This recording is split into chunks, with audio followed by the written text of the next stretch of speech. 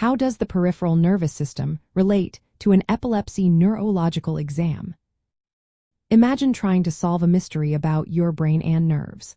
When doctors evaluate epilepsy, they look at more than just the brain. The peripheral nervous system is a key part of this puzzle. Even though epilepsy mainly involves abnormal electrical activity in the brain, checking the peripheral nerves helps rule out other conditions that might cause similar symptoms. It also gives a full picture of how the nervous system is functioning. During a neurological exam for epilepsy, doctors test different parts of the nervous system. They look at motor function by asking you to move your limbs and check muscle strength and coordination.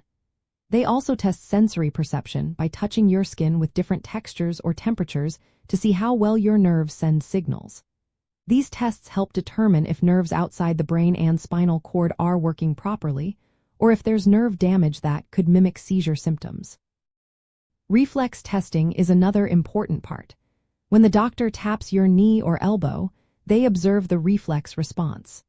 These reflexes are automatic responses controlled by peripheral nerves and the spinal cord. Abnormal reflexes might point to nerve issues or central nervous system problems, which can help differentiate between epilepsy and other neurological conditions. The autonomic nervous system, which is part of the peripheral nervous system, controls involuntary functions like heart rate, blood pressure, and pupil size. During the exam, doctors may monitor these functions to see if they are normal.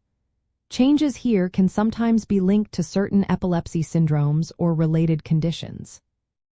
Assessing the peripheral nervous system also helps in pinpointing whether symptoms are caused by nerve damage or if they are related to brain activity. For example, if weakness or sensory changes are due to nerve injury, that might suggest a different diagnosis than epilepsy. This helps guide further testing, like nerve conduction studies or evoked potentials, to look more closely at nerve health. While tests like EEG scans and brain imaging focus on the brain itself, including the peripheral nervous system in the exam ensures the doctor considers all possible causes of neurological symptoms. It helps rule out nerve problems that could look like seizures or occur alongside them. This comprehensive approach makes sure the diagnosis is accurate and that treatment plans are tailored to the individual. In the end, examining the peripheral nervous system during an epilepsy evaluation is about getting the full story of your nervous system health.